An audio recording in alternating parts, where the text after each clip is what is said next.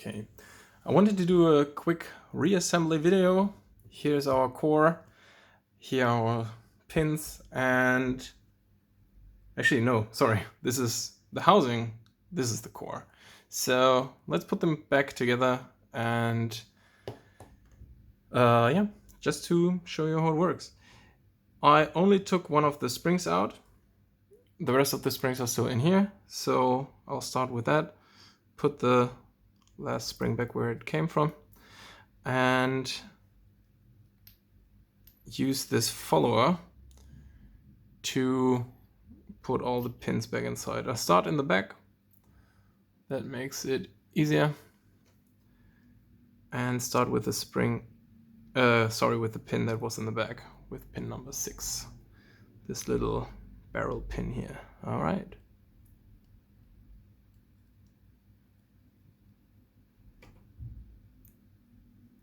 I try to grab them as far at the top as I can. And then get it into the bag, fit it into its slot, and try not to lose it. This time I did. That can happen from time to time. I have an open follower, which makes it more difficult because you cannot rest the pin against the follower, but it also makes it easier because they always drop back down into your hand. Especially the way I do it, blocking the follower with my pinky here. Okay.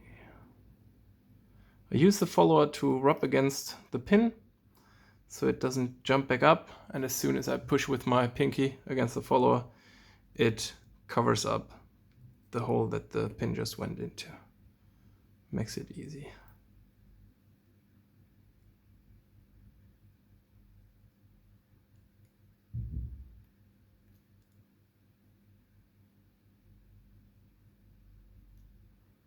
Okay. Hole number 4, pin number 4. Makes a lot of sense.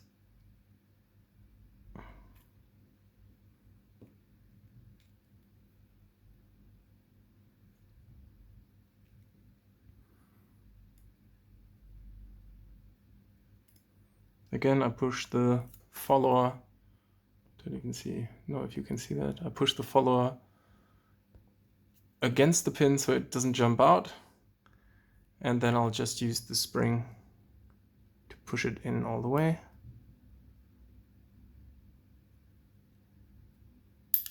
And cover it. You see that? Should have flown off, but I was covering it with the follower. This time I didn't. Alright, one of the springs came out a little bit, just pushing that back. Trying not to damage it with the follower, that's also something that can happen to you. Okay, the spring's back in there. As you can maybe see, the light is not great. It's coming from the side. Putting my pinky back behind it. Trying again.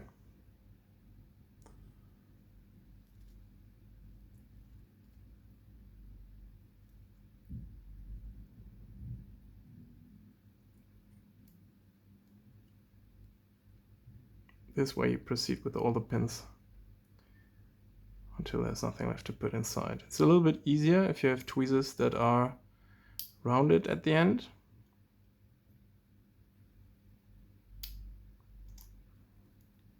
Gotcha now. 3 to go. Okay.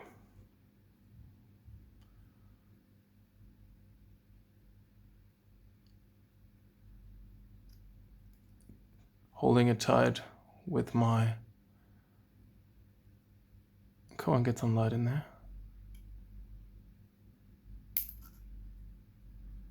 Lost it. But as I said, with this follower, just ends up back in my hand. All right, one more time.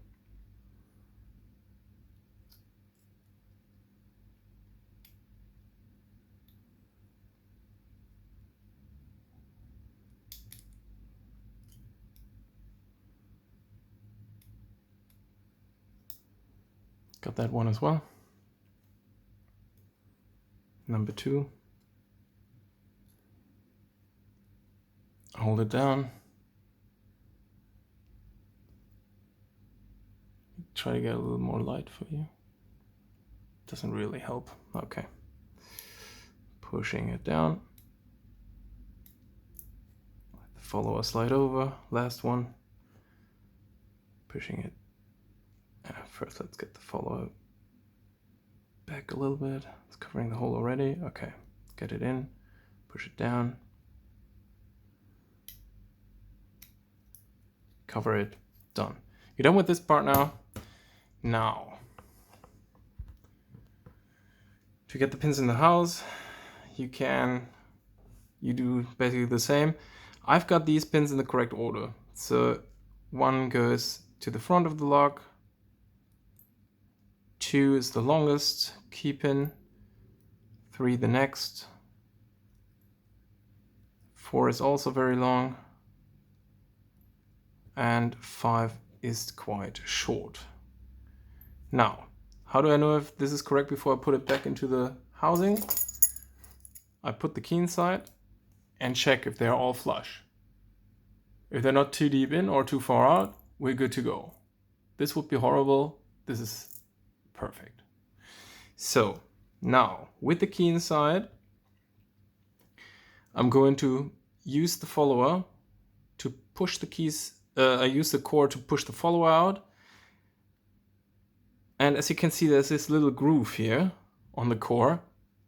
Sometimes pins can get stuck inside. So you could also use a shim just on top of the core to make sure that doesn't happen. But in this lock, it doesn't really matter because this groove is smaller and it won't cover the pins. I already tried. So, but you should still make sure that, for example, this notch isn't open to the pins. All right. 45 angle degree is usually working just fine. Pushing that out, pushing that in. Good. Got it covered. Now, rotating the key, you should make sure not to pull out the key with force, otherwise you will have to start over because you're pulling the core out as well. Because when the key's inside, as you can see, the core can still be removed. There's nothing holding it in. But if you get it flush, use your finger to stop it. You can remove the key. And now you can secure the core with the appropriate ring. Now, this has been bent out of shape a little bit. And that's a shame because those 2 pins were holding the tailpiece in.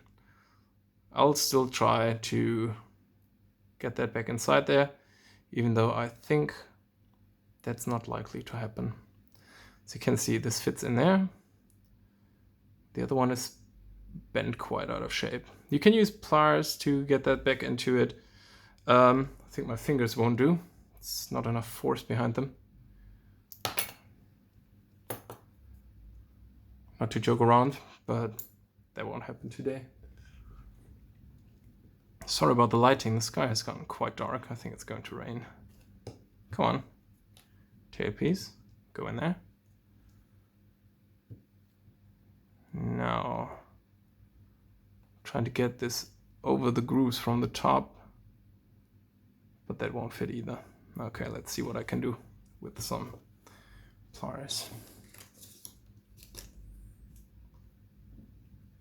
These pliers are extra thin on the outside they're exactly for this purpose, which doesn't guarantee success. But I think we got closer, so that's a good thing. All right, let's see. Got it. It's not perfect, but good enough. I should keep the tailpiece in before I do the rest, because otherwise I will never get that back in there. And when I have this ring bent back all the way, I think the tailpiece might stay where it's supposed to be. If it doesn't, I can still pinch in those parts that keep the tailpiece in a little further. You also could use a new ring, obviously, and apply that if you have one lying around. I happen not to have this particular kind of keyring around. Now I'll just use the front of the pliers to bend those two back into shape, so you can still use this without having the fear of losing the tail piece while it's in use.